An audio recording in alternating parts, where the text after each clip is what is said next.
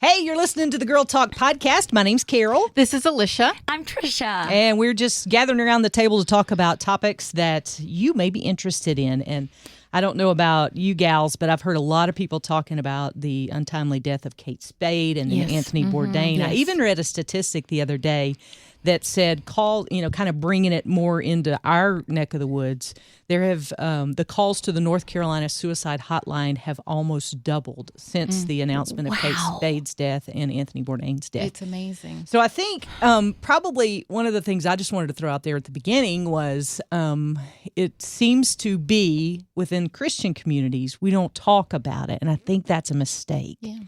Because I think there are people who are suffering in silence. And I just want to let you know right up front that if you are struggling and you've clicked on this podcast and you're listening and you're like, yeah, that's me, I want you to know about a couple of resources. There's a national suicide hotline, 800-273-8255. That's a national hotline. Doesn't have anything to do with the radio station or ministry or anything, but that's a national hotline that can help you to get help. But I also want you to know that Focus on the Family has a family counseling line, and they have counselors available from 6 a.m. to 8 p.m. Mountain Time. Here's that number, 1-855-771-HELP. That's 1-855-771-4357. That's for Focus on the Family. I just wanted to throw those out there at the very beginning so that we make sure that you get some resources in your toolbox that you can use. Now, you had a story about the Kate Spade. So, someone posted on Facebook this interesting post about bags. And Kate Spade had. Did you guys have Kate Spade bags? I didn't. I wanted one. I Yeah, always never had wanted a one. Kate Spade bag, and I never got one. They're these, and back in the day, there were these cute rectangle-shaped purses with little handles that you kind of held in your hand. You could throw it over your shoulder if you want, but they were stripes or polka dots. Very Kinda feminine looking. whimsical, too. Whimsical, Yeah, just fun. the cutest things. They were a little pricey. Yeah. And so I never got one, but I always was envious of people that had them because they were so cute. And I think when we think of Kate Spade, we think of the bag. She created a fashion empire. She had it all together. She made it. She, is a gorgeous woman with a family and a daughter. Yeah. And then we find out this news that she was struggling. And so this Facebook post was talking about what's in your bag. What is in your bag and what are you carrying in your bag? And these Kate Spade bags were so cute and pretty. And, On the outside. but on the inside, we're Oh, all yeah. carrying heavy you stuff go. in our bags. And Kate Spade obviously had something very heavy in her own personal bag that, we don't know if she shared it with anybody. But obviously to the public, we didn't know that she was dealing with serious issues. And I think that we all have things in our bags, and sometimes our bags are heavier than others. We go through seasons. But there's kind of like this embarrassment or shame in what we have inside it, and we hide it in these pretty cases. Yeah. Absolutely, we feel more confident telling people that we're physically sick in some way, or we have a broken arm. Why so is true. that? Instead of that I have an issue with depression or anxiety. I don't know. Why? Why have we made that so bad and the other is totally fine? It's I just don't an know, issue. but that is so true because, if I fell down and broke my leg, nobody would say, "Get up!" Right. Come on, put some weight on And it. you wouldn't try to can do hide it. that either. No, No. not at all. You would be like, "Hey, I broke my leg. I would can't wear walk." my gray sweat pants with pride to work every day. But we do. That is, I just had never thought of that. until said that. I follow this mom blogger on Instagram, and she suffers from chronic illness, and she's blogged a lot about it, and it's been really eye-opening to me to read her stories. And recently she said when she is struggling or hurting physically the most, she spends the most time on her outward appearance because that's the one thing she has control over. And so she said, if someone looks like they have it all together, that may just be a facade. That may be them trying to pull themselves together. Yeah. I had an opportunity to talk to my friend Kevin yesterday, actually, and he's a therapist, and I was asking him a little bit about this. And he was saying, if you have a relationship with someone and they're always saying, I'm fine, I'm good, I'm fine, I'm good, and it never goes any deeper than that, that's almost a risk factor if someone won't share with you. If you have, the kind of relationship where you would expect someone to share with you and they're never really telling you about how they're doing, it could be a risk factor that they're hiding something deeper inside. And he said, what we should do, what we can do, is spend more time probing people and making it okay to say you're not okay, making sure that they feel safe in the relationship with you, and then they can share if they really are struggling and need help. Well, I think this is where we kind of intersect with faith, and sometimes we do a poor job as believers at providing the freedom to do just that, because most of us will throw the Jesus card at it and say, well, you're saved and you have a relationship with Christ. You don't have anything to be depressed about. Right. Yes. And what we've not done a good job with, I feel like, is understanding that it's not always situational. You know, it's not always just, my coffee pot broke this morning. I'm really sad about this. It's not that. It sometimes is something much deeper that just faith alone won't solve. Could be chemical. Yeah, Could be just something physiological in your body that's not working correctly. And I think some people may not even know that they need help. They may think, this is just part of life, or this is just something I'm going through. And there may be something deeper that if they got the right help, they could overcome it very quickly or easily. Or I know I'm kind of painting, a wide brush there, but I think sometimes we're afraid to realize that we need to ask for help and even just confide in our friends. I find if I confide that I'm going through something, someone that I've talked to says, oh, I've been there, or I know someone that has that. And then just knowing that other people are dealing with the same issues is so helpful. It's to freeing. know you're not alone. Yes. Well, and I think, too, we've got to be willing to be uncomfortable. Just from a personal example, years ago I went through a divorce.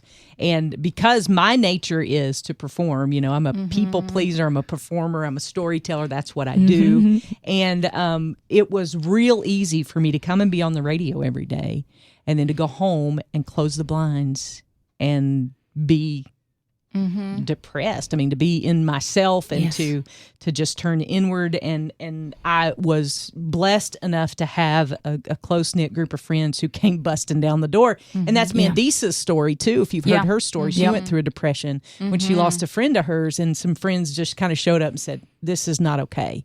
And I think there's a fine line there, because I think you have to have a relationship with somebody to know that they're really in trouble. Yes. And I even saw it in the last couple of days on Facebook or Pinterest or somewhere that said, maybe today is the day you check on your strong friends. Oh, that's great. Because that's great reminder. Well, they may be trying to be stronger than they really are and kind of overcompensating for how they may be feeling. And nobody's strong always. That's exactly right. We all go through those times. And giving each other permission just to be human. I think, everybody has their own take about social media and whether it's evil or good. And I'm not here to debate that. But I will say this. I think social media has made us compare more than anything else that I remember in my time, because honestly, here's the thing about me is that I found the other day, I'm kind of in a difficult place in my life right now, and I was in a situation and I found myself scrolling through Facebook because I wanted to escape the situation I was actually in.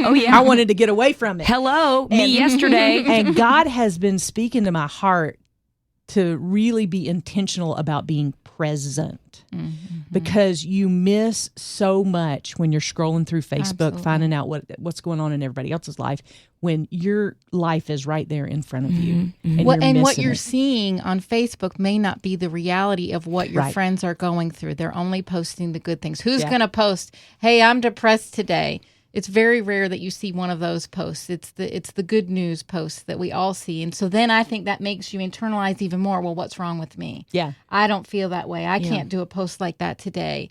And it's not the reality of probably what is going on in most people's lives. That's true. And the whole thing of Facebook sets us up for those surface relationships where we don't get any deeper than, hey, I like you, thumbs up. Even in person, it's the same kind of interactions. And my therapist friend was saying that. He said, I think the social media is not allowing us to really connect, even families.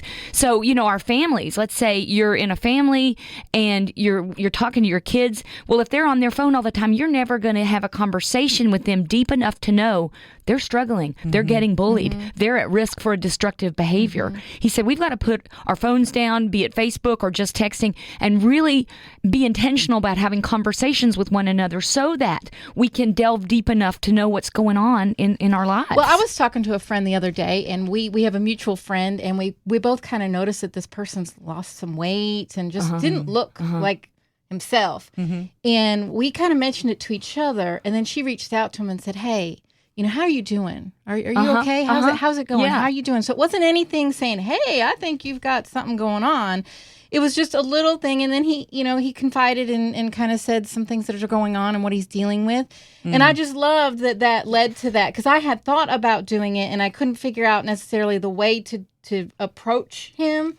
So I just thought it was great. It made me feel good that we did reach out and kind of offer some support. Well, and this has been on my mind for a while, so I'm so glad you said that, because how are you doing is no longer a question that we respond to honestly. It's not. That's right. People do it passing in the hallway. Hey, how are you? I'm Good. great. I'm great. Good. Good. Okay. How are you? So Great. I had this kind of, and this may just be me, I'm not a theologian or a Bible scholar or anything, but I was reading in Genesis chapter 3, and it's when, Adam and Eve, they eat the forbidden fruit, and God says, where are you? And God's everywhere, so he wasn't physically looking for a location. Right. He was looking at them to kind of uncover what was going on in their heart. And so I felt like God was telling me, maybe that's a better question to ask. Where are you? And for me, that question seems to have more, because people kind of look at you when you, well, I'm right here.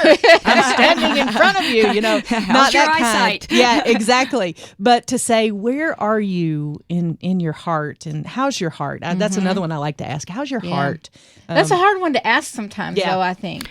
It's hard in a sense because sometimes we feel like we don't have time to sit there for the answer. Yeah. It's not that we don't care, but I personally feel like sometimes I'm a slave to my calendar. I've got to get to the next thing, If I really stop and ask you, how are you really doing? Where are you? How is your heart?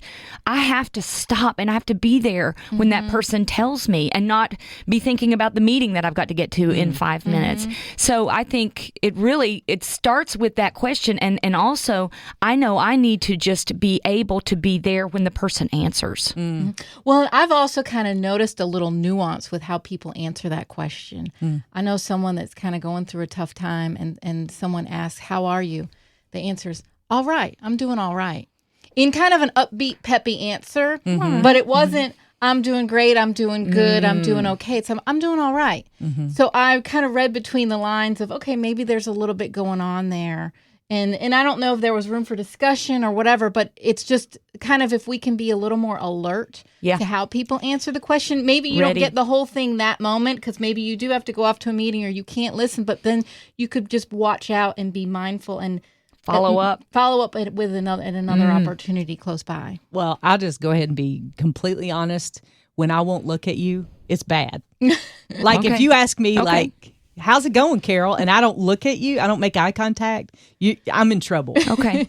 I mean, seriously. I appreciate knowing that. Yeah. And I think being present, being alert is how you put it. I think that is the key, because we stare at our phones so much and we miss those social cues of people who have their arms folded or maybe just are looking down, or we miss those things because we become a slave to that screen. And so I think it's just so important to be present, and I want us to just kind of to wrap back to the beginning and say, if you are listening to this podcast, please reach out for help. There's a number of places you can go. I'll give you there's no shame in it either. No.